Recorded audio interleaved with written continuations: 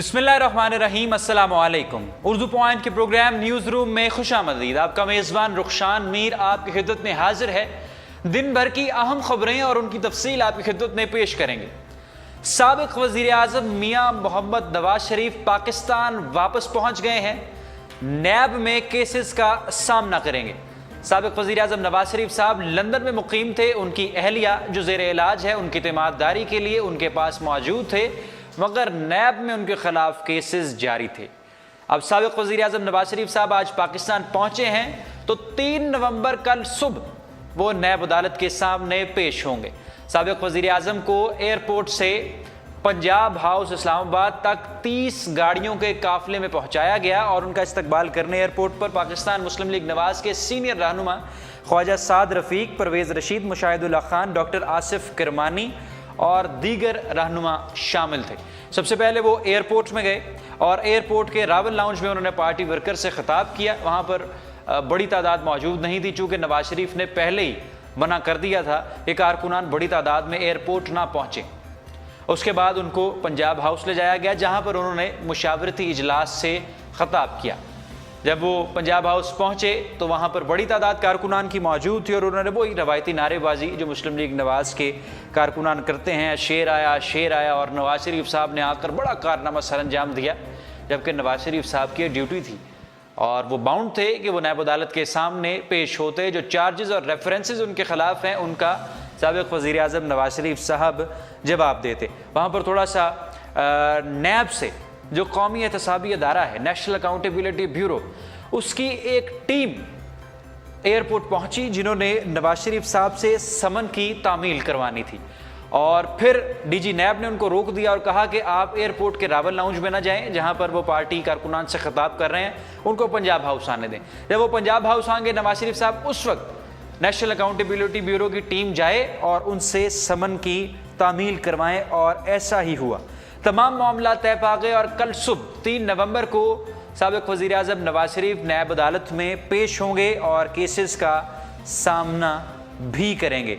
मरियम नवाज शरीफ साहबा ने मीडिया से गुफ्तगू की और कहा कि 2018 में भी अब इंतखाबात पाकिस्तान मुस्लिम लीग नवाज ही जीतेगी, और ख़ानदान में रंजिश की तमाम खबरें बेबुनियाद हैं। जो लोग बात कर रहे हैं कि आपस में क्लैशेस आ गए मियाँ मोहम्मद शहबाज शरीफ के नवाज शरीफ से या मरियम नवाज के हमज़ा शहबाज से, ऐसी कोई बात नहीं, इसमें कोई सदाकत नहीं।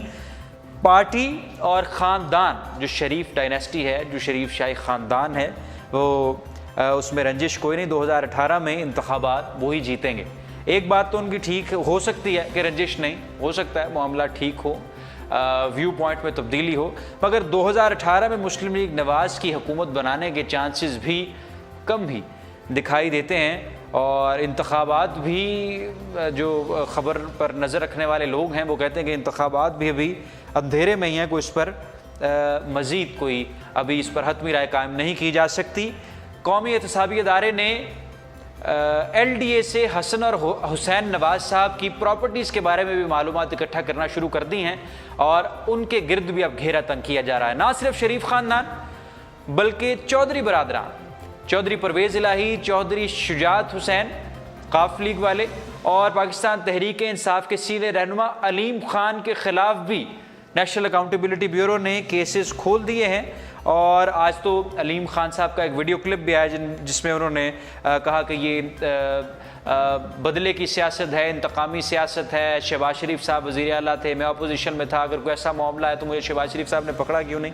मगर नैब ने अब इनके ख़िलाफ़, अब ये बात भी काबिल गौर है कि मुस्लिम लीग नवाज से निकल कर, शरीफ ख़ानदान से निकल कर अपोजिशन जमातों की तरफ और जो साबिक सियासी पार्टियां, जो साबिक क़ुव्वतें थी मुल्क में, सियासी ताकतें, उनके लीडरान के ख़िलाफ़ भी अब नैब ने कार्रवाई शुरू कर दी है, केसेस ओपन कर दिए हैं। नेशनल अकाउंटेबिलिटी ब्यूरो को तनकीद का निशाना बनाया जा रहा था कि नैब सिर्फ शरीफ ख़ानदान के पीछे क्यों पड़ गया, तो अब उन्होंने इनके ख़िलाफ़ भी केसेस का आगाज़ कर दिया है। कल सुबह पेश होंगे नवाज शरीफ साहब और कल हम एक्सक्लूसिव प्रोग्राम भी करेंगे अपने स्टूडियो में। उर्दू पॉइंट न्यूज़ रूम का एक्सक्लूसिव प्रोग्राम भी होगा और फिर देखेंगे कि क्या केसेस को किस तरह से कॉन्फ्रंट किया नवाज शरीफ साहब ने, किस तरह से हैंडल किया, कैसे उनका सामना किया। आम खबर पंजाब से ये भी है, पंजाब से और पाकिस्तान के दूसरे इलाकों से भी, कि यहाँ पर जहरीली स्मोग ने इलाके को अपनी लपेट में ले लिया है। یہ اسموگ آخر ہے کیا؟ جیسا کہ اپنے نام سے ظاہر ہے یہ اسموک اور فاگ کا مکسچر ہے. اب اس پر بھی بہت سی باتیں کی جا رہی ہیں، مگر ہم ناسا کی national aeronautical space administration NASA نے کچھ تصاویر شائع کی ہیں اپنی ویب سائٹ پر، اور ناسا کا یہ کہنا ہے کہ بھارت میں اور پاکستانی پنجاب کے کچھ علاقوں میں اس سیزن میں فصل کی کٹائی کرنے کے بعد جب آگ لگا دی جاتی ہے اس سے دھواں اڑتا ہے.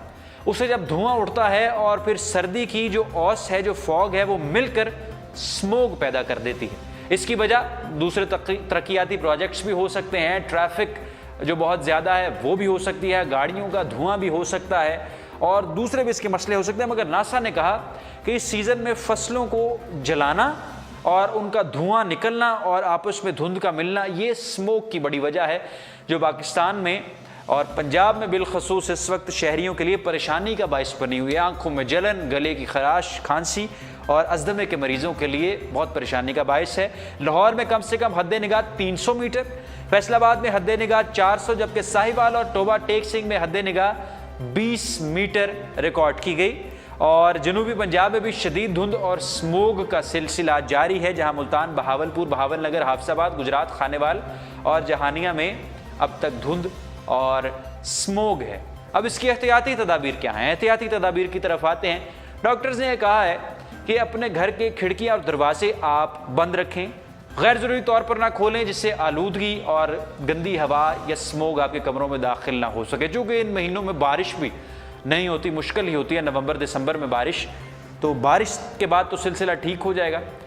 جو موٹر سائیکل پر سفر کرنے والے ہیں یا اوپن سفر کرنے والے لوگ ہیں رکشے پہ، جن ڈائریکٹلی جو فیس کرتے ہیں اسموک کو، وہ ماسک کا استعمال ضرور کریں. ماسک یا کپڑا اپنے چہرے پر ضرور لپیٹ لیں، گلے میں پانی ڈالیں، ناک میں پانی ڈالیں، وضو کریں. اسلامی طریقہ ماہرین بتا رہے ہیں کہ جو وضو ہے وہ سب سے بہترین طریقہ ہے اسموگ میں گلے کی خراش، کھانسی اور آنکھوں کی جلن یا کسی بھی قسم کے انفیکشن سے بچنے کا سب سے بہترین طریقہ وضو ہے.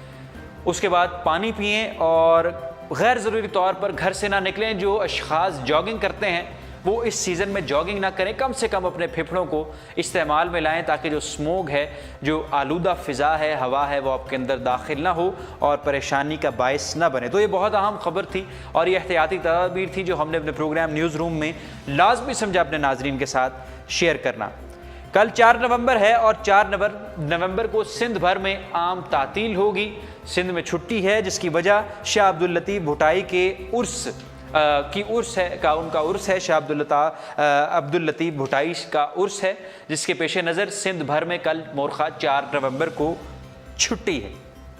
یہ تھیں آج کی اہم خبریں جو ہم نے اپنے پروگرام میں شامل کی. CIA نے انٹرنیشنل کچھ نیوز پر بات کرتے ہیں. CIA نے اسامہ بن لادن جو القاعدہ کے ہیڈ تھے ان کی مزید کچھ دستاویزات، تصاویر اور ویڈیو کلپس شائع کر دی ہیں. اہم معلومات انہوں نے جاری کی ہیں. CIA نے ان کے سسٹم سے جو 2011 میں ایبٹ آباد اٹیک ہوا، انہوں نے جو معلومات جاری کی ہیں اس کے مطابق جب انہوں نے اسامہ بن لادن کو مارا اس کے بعد انہوں نے اسامہ بن لادن کا سسٹم اپنے قابو میں کیا اور سسٹم میں انہوں نے سینکڑوں تصاویر، گانے بقول CIA کے ہالی ووڈ موویز، سانگز اور کچھ ایسی فلمیں اور ایسی دستاویزات جو شائع نہیں کی جا سکتی، جاری نہیں کی جا سکتی، وہ بھی اپنے قبضے میں لے لیں، اپنے پاس لے لیں. اور جو فلمیں، تصاویر اور گانے تھے اسامہ بن لادن کے کمپیوٹر میں وہ انہوں نے جاری کر دیے. آج CIA کے مطابق یہ خبر ہے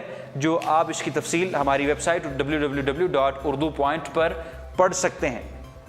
یہ تھیں آج کی اہم خبریں.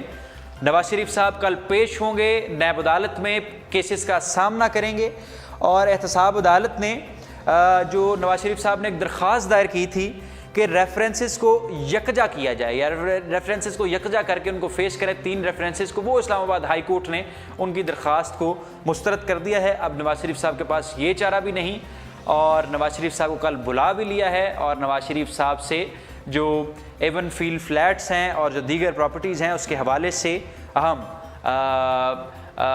ان کے سوالات کیے جائیں گے، انویسٹیگیٹ کیا جائے گا. حسن اور حسین نواز کے بارے میں بھی ایل ڈی اے نے کھوج لگانا شروع کر دیا، نیب عدالت نے کھوج لگانا شروع کر دیا ہے اور ایل ڈی اے سے ان کی پراپرٹیز کے تمام جتنے بھی ڈاکومنٹس ہیں اور ان کی ڈیٹیلز ہیں وہ طلب کر لی ہیں۔ آج کے لیے اتنا ہی، کل ایکسکلوزیو پروگرام ہمارا دیکھنا مت بھولیے گا اردو پوائنٹ پر۔ آپ خدمت میں دوبارہ حاضر ہوں گے، رخشان میر کو دیجیے اجازت، اللہ حافظ۔